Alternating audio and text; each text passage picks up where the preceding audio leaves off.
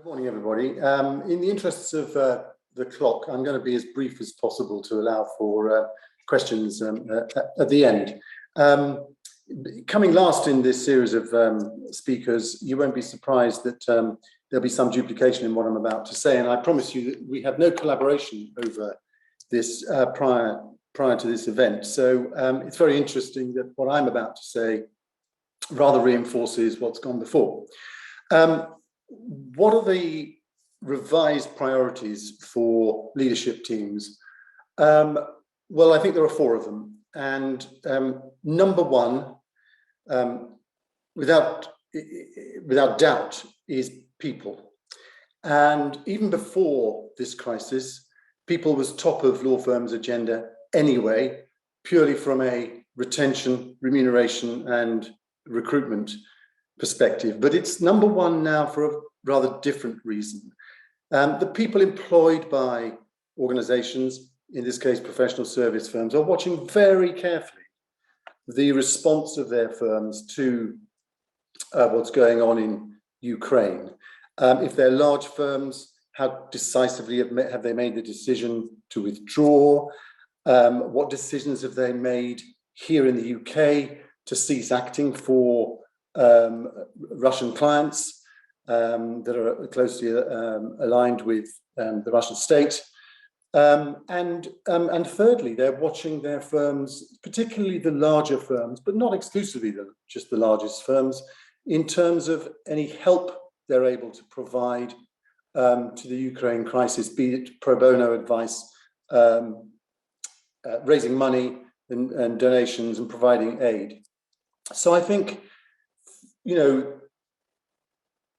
tens of thousands of people, hundreds of thousands of people are employed by professional service firms just in this country alone. And they're watching very closely what their firm's response to this is. So that's number one.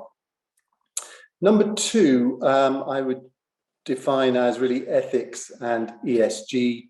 I won't say too much about this because previous speakers have really touched on this, and I absolutely agree with the speaker before me when he said that this really is the issue which forces organizations to have to take a holistic approach to proper ESG policies that extend well beyond this one tragic event in the Ukraine.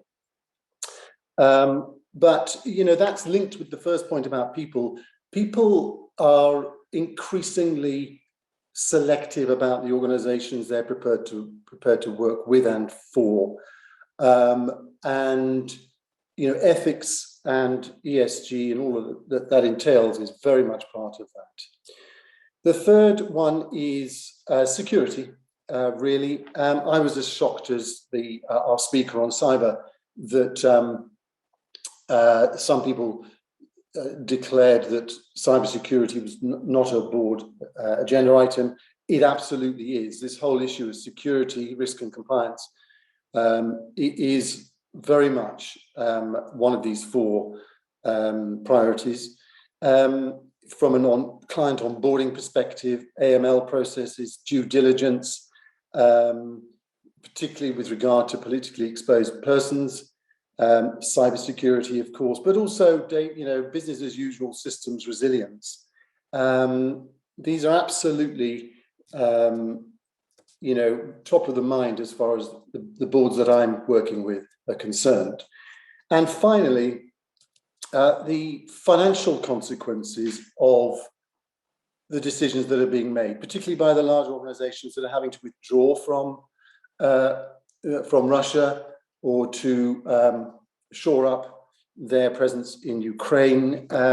What are the financial and operational consequences of those decisions? The costs associated with them will not be insignificant. And it's perhaps inappropriate to mention this now, but further down the line, how will they replace that income that is derived from, say, Russia? So those four things really are the priorities that I am seeing.